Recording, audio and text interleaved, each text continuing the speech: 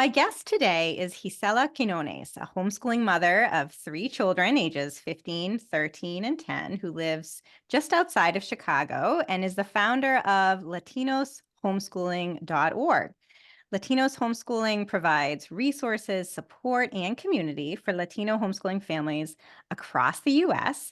and is expanding the course offerings that it's created specifically for Latino homeschooling families. Gisela Quinones, welcome to the Liberated Podcast. Thank you so much for having me, Carrie. It's an honor to be here. It's an honor to have you here. I was so glad to be able to meet you in person last year when we were on a panel talking about education entrepreneurship and alternatives to conventional schooling, where you shared a little bit about latinoshomeschooling.org. And I wanted more people to learn about your important work. So I'd love to start, Gisela, if we could, about what drew you to homeschooling. What was your why for choosing homeschooling for your own children?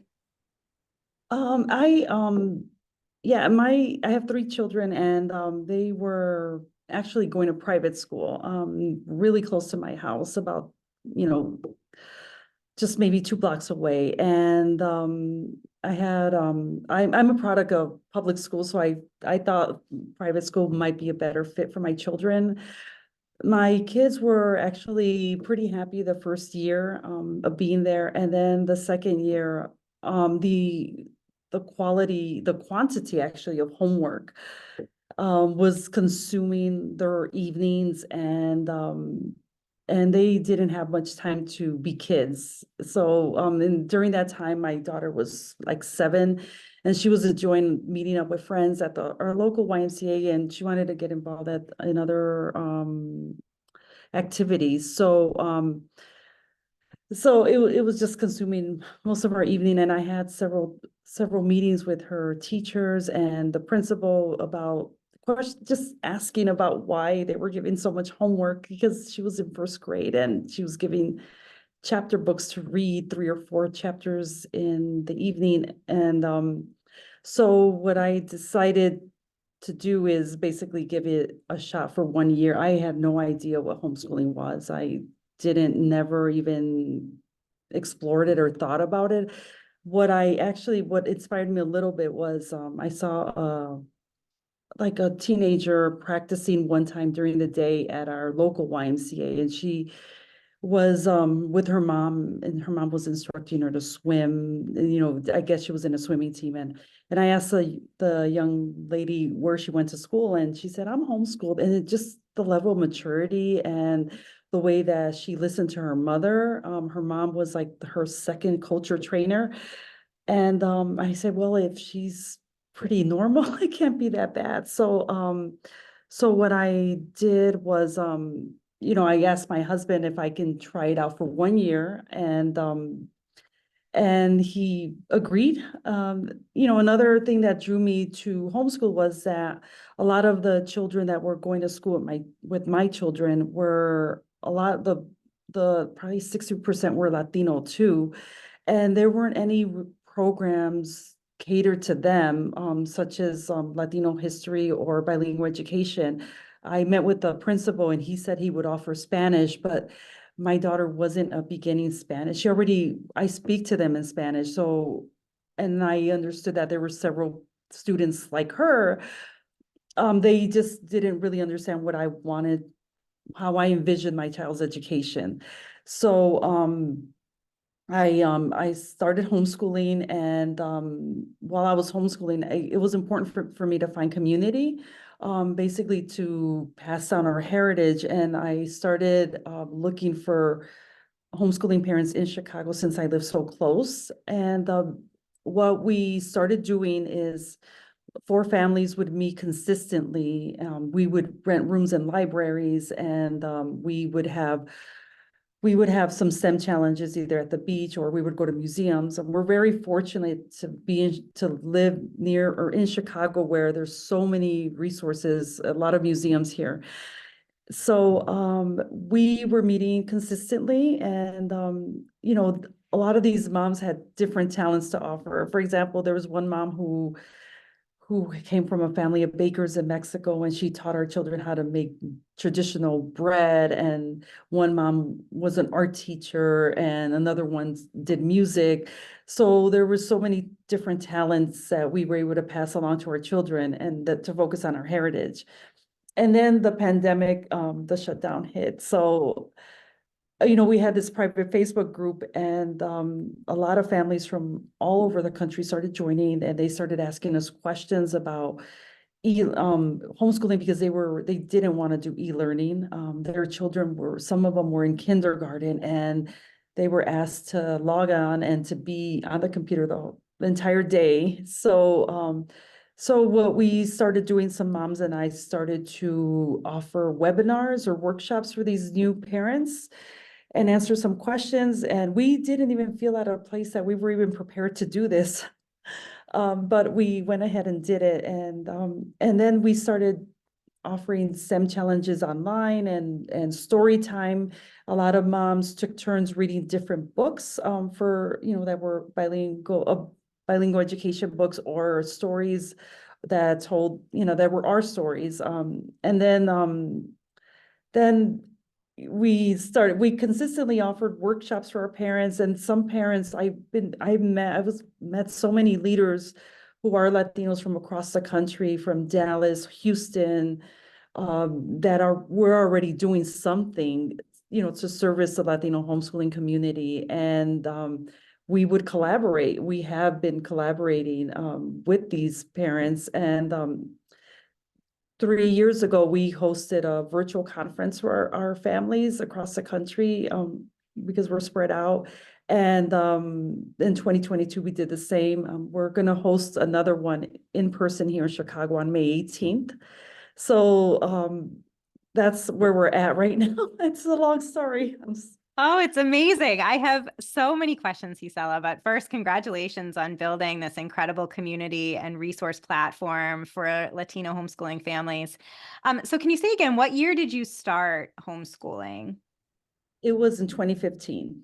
2015. So you had a good 5 years kind of under your belt pre-COVID, building kind of grassroots community with other families in your area. And I loved when you talked about your children's experience in private school, that you just thought, gosh, they have so much homework in the first grade. Did you feel like you were one of the only parents recognizing that or concerned about that? Like, was that something that you felt like was unusual, but other parents were fine with all of this homework? How did that go for you?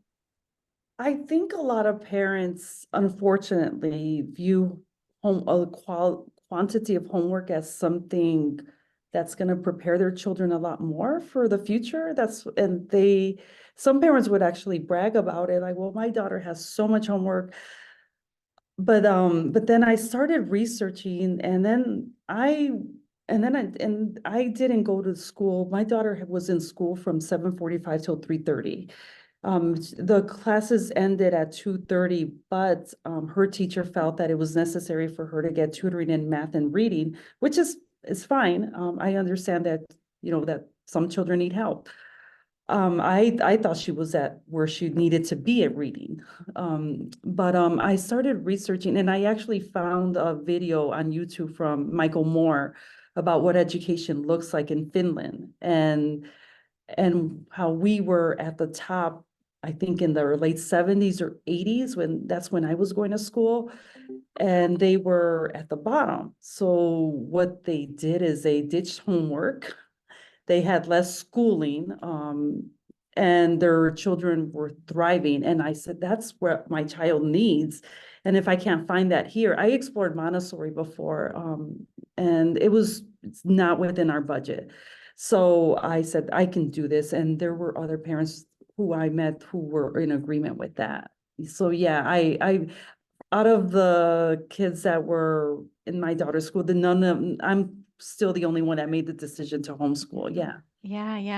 Yeah. So you just felt like there was a different approach to education that was more kind of learner centered and and had the kind of less focus on a lot of these sort of standard accessories of schooling, like homework and all of that. So you also talked about wanting kind of language immersion, language preservation as a part of your homeschooling story. And I'm wondering, again, kind of pre-COVID, the families that you connected with, particularly the Latino families that were homeschooling with you, what was their motivation? Was it similar to your experience, or what did you notice? Oh, I met some parents were always, school wasn't even an option for them, which is pretty cool. Some parents that I met, a friend of mine actually, she knew she was going to homeschool when she was pregnant with her first. So, I've met quite a bit of parents who that's all they knew. I've met parents who are intrigued with what we're doing, but their children are in school, but they still aren't there where they feel capable of moving forward. But and then yeah, there's a lot of parents that are saying that they left because the classrooms are just overcrowded in Chicago. But there's different stories. Most of my friends, my close friends, never had their children in school, which is pretty cool in the Latino community. About the bilingual education, the reason I did that is I was reflecting on my education when I was going to school in the 80s. I grew up in an area where my school was like 60% Latino as well. It was a city where, a lot of it's very immigrant, but then a lot of our parents had stable jobs at the steel mill, including my dad. But one of the one part of our curriculum was bilingual education. We would go to school, then the last hour of the day would be with our teacher learning just conjugation, verbs, I mean, Spanish grammar and writing it as well. Our teacher knew that all of the students were exposed to Spanish at our house. It's just getting us at the next level to read and write and communicate at a professional level. And I think that's what's lacking. Before I started this pilot program for bilingual education, I have a lot of friends who are teachers, so I spoke to a lot of them. Some of them are in charge of their Spanish immersion program at the school, but how their program is designed is just teaching Spanish to young children, like preschool to first grade, and then slowly getting the lessons or in English. And that's not what I wanted, because I think as we get older, we're gonna need it. It's just an advantage that we're conserving this language, because in college you can test out of a lot of classes. It saves a lot of money. It's the heritage is one part, but there's a financial benefit to it as well. There's so many opportunities. Yeah, so it sounds like you're saying that bilingual education has changed a lot from when you were going through school and then when your children were. Where did you grow up, Gisela? East Chicago, Indiana. It's 10 minutes from where I live right now. Okay, yeah. And then tell us a little bit about your background, kind of after schooling, before homeschooling. What were you doing professionally, personally? What was life like then? Well, I was in banking for many years. And when my youngest was born, when he's 10, I left the banking industry. I was a manager. I worked in investments. I did several things. I wanted to be more present for my children. So then after leaving that profession, I was working in nonprofit, with an organization that strives for digital inclusion, even before the pandemic. And then I still do it sometimes, but I do it less. I done some consulting for banks, for financial institutions. So sometimes, I'll travel. I have traveled for that, for consulting, but that's my profession. It's banking and investment. So I never imagined that I would be doing this. I never woke up and said, I'm going to start this. as I was working and investing a lot of my time in this for free, and I still do because it's needed and I also enjoy it. And there are some highs and lows when you're an entrepreneur, but the highs that you get are outweigh a lot of the lows, but it's just investing a lot of your time and energy into this, and it's needed. So I'm really grateful to be where I'm at right now. So great. And it sounds like, you said you never expected to be doing this and to be homeschooling your kids and you were working. So clearly, it was a shift for you to decide to homeschool them. So I imagine that helps you to relate to a lot of the prospective homeschooling families that you talk to. You mentioned earlier that you have conversations with some parents who are really intrigued by the idea of homeschooling, but can't quite make the leap. I wonder what you're hearing from them, some of their constraints or what's holding them back. I think what holds them back is that the parents need to continue to work. They're worried about the unknown, about their income or their stability. And second is I don't want to use the word social anymore when it comes to homeschooling because we are social. I think it's finding the right community. And so recently I started meeting with some families actually that are interested in starting a community. Chicagoland is so huge. We can say we live in Chicagoland and somebody will live an hour and a half from me.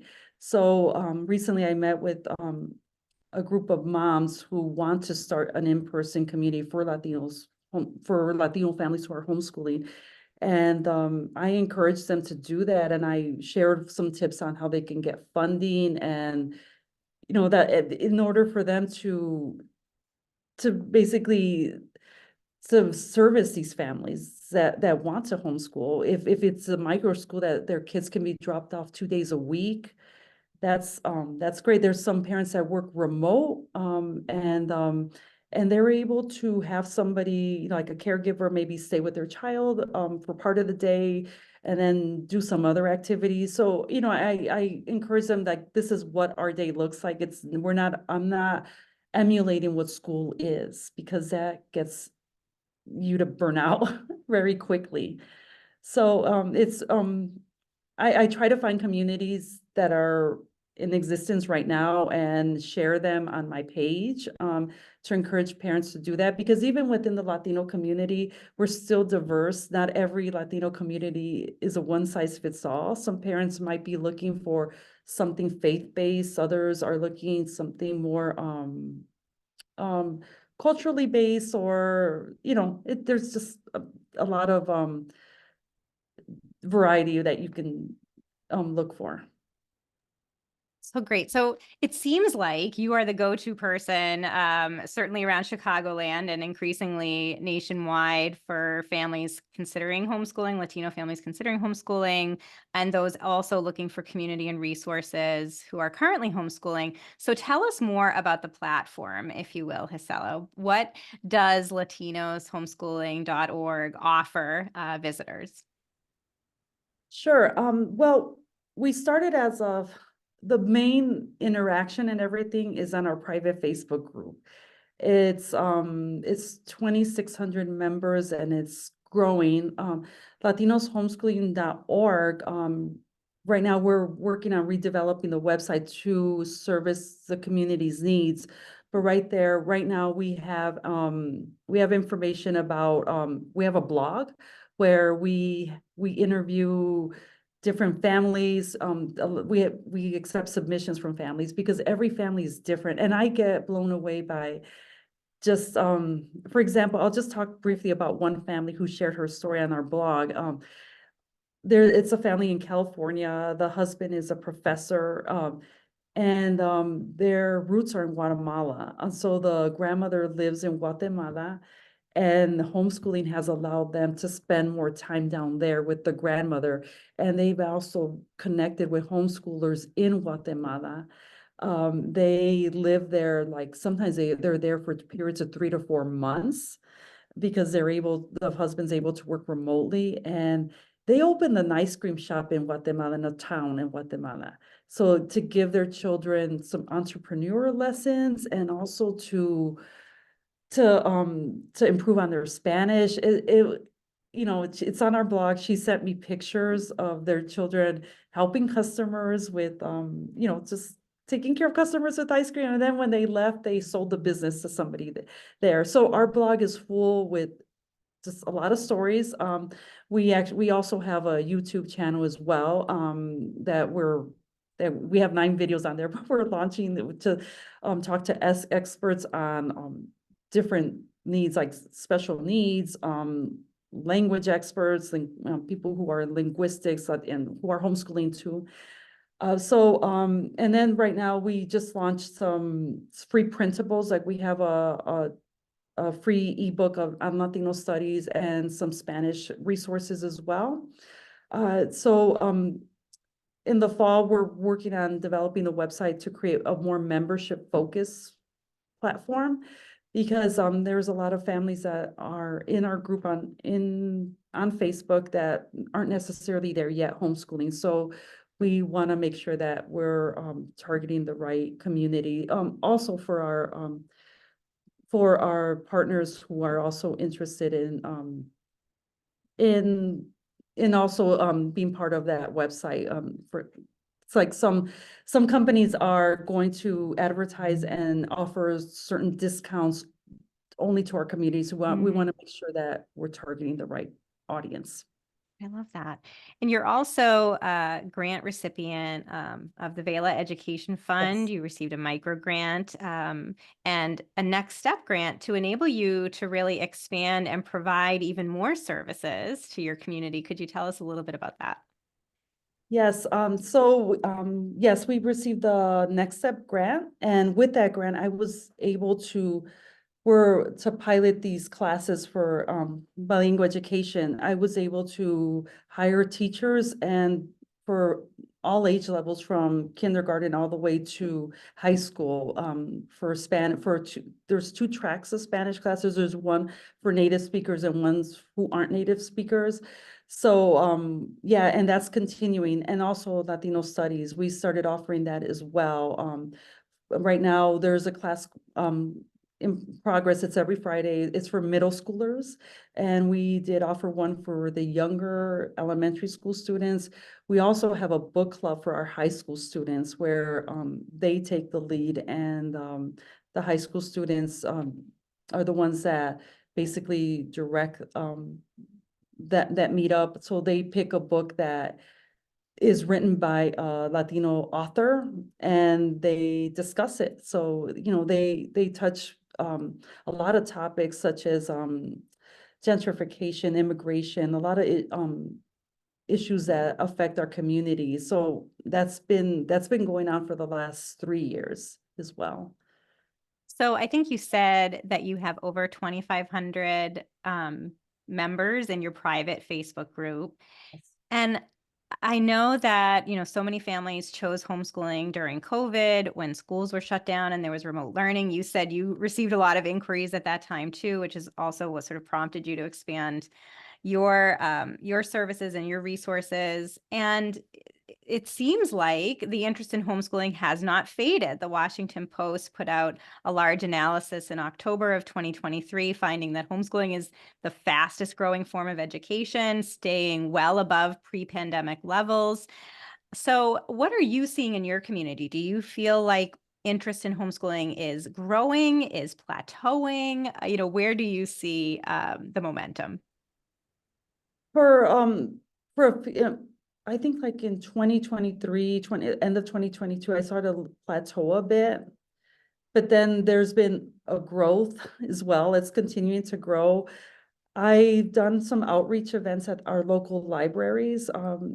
It's open to everybody, but a lot of families they went back, and they're not completely satisfied in their child's education. So it actually is increasing.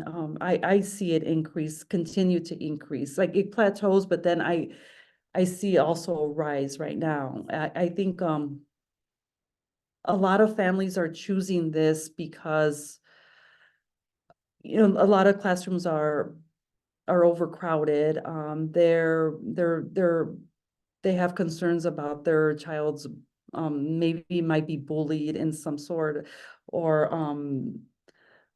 or just some of the things that they don't agree with that goes on in the school system. So yeah, it is continuing to rise. I'm seeing families that I haven't met, Latinos from all over the country. I've met some from the state of Alabama, Tennessee, the places where you don't think they're at, and they're looking for connections. They're looking for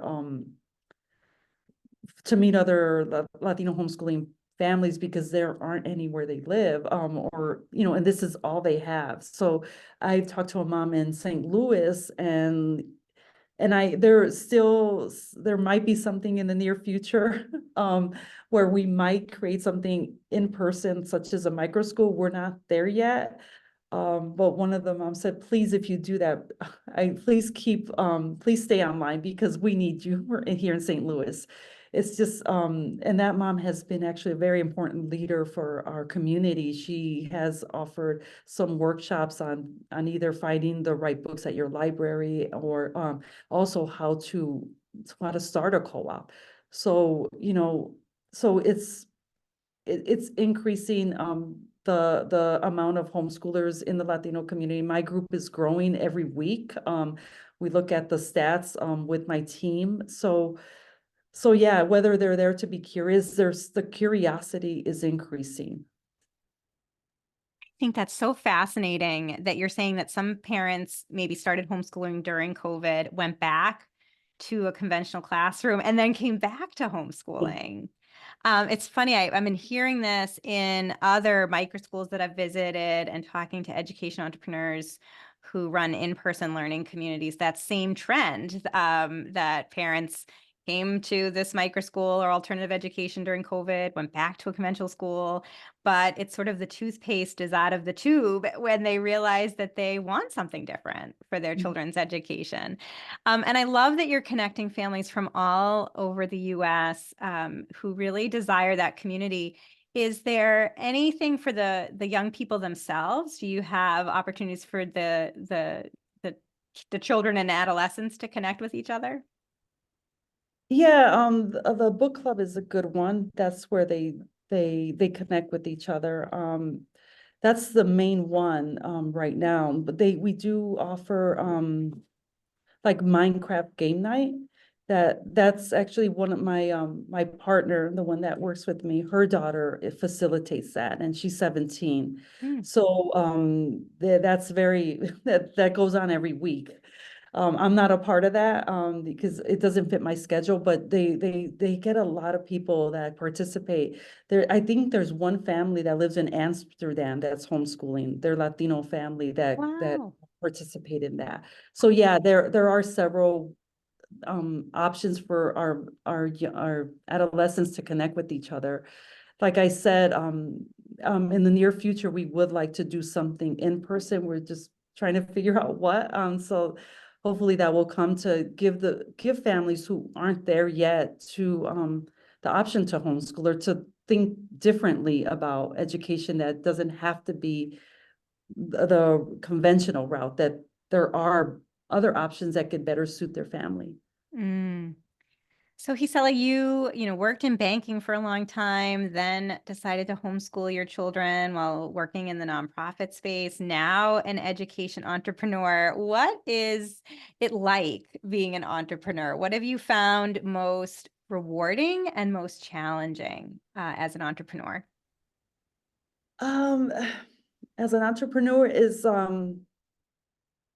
what I find rewarding is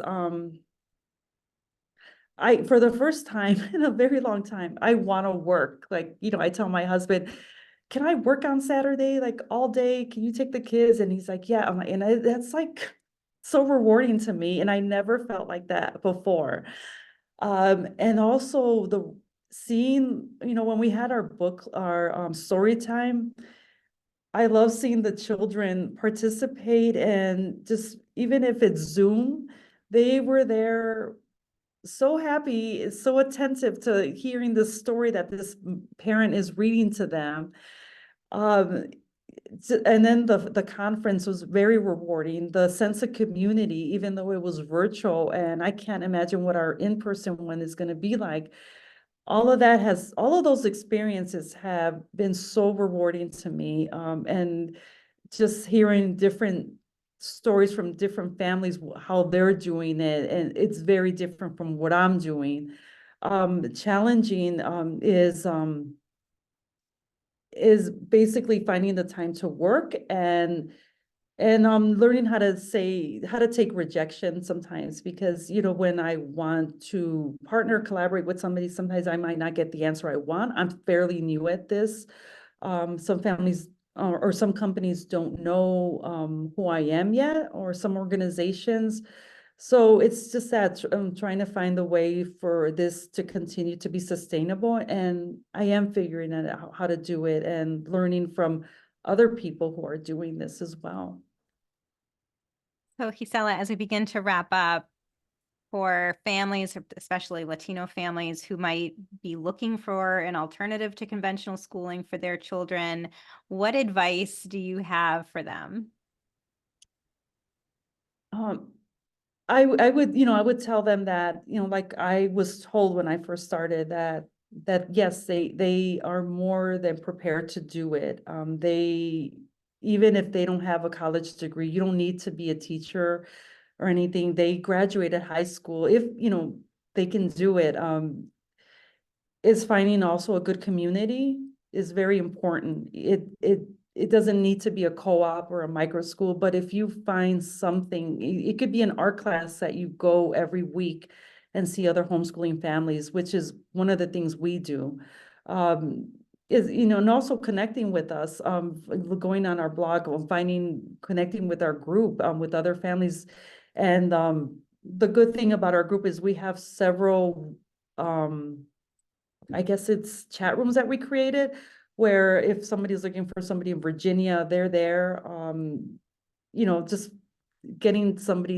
finding the right connection, and don't get discouraged, because even if you have a meetup with just one family and you meet consistently, that's how I started. That's more than what you need right now is to find that support. And just, continue to do a research, finding what your child needs to learn, what you want your child to learn as well. I love that. So the website is latinoshomeschooling.org, and there's a link there to the private Facebook group that folks can go ahead and join. And I'm just so excited to see what happens next. It's wonderful to see so much curiosity, as you said, particularly from the Latino community in homeschooling and alternatives to school. Gisela Quinones, thank you so much for being on the Liberated podcast. Thank you so much.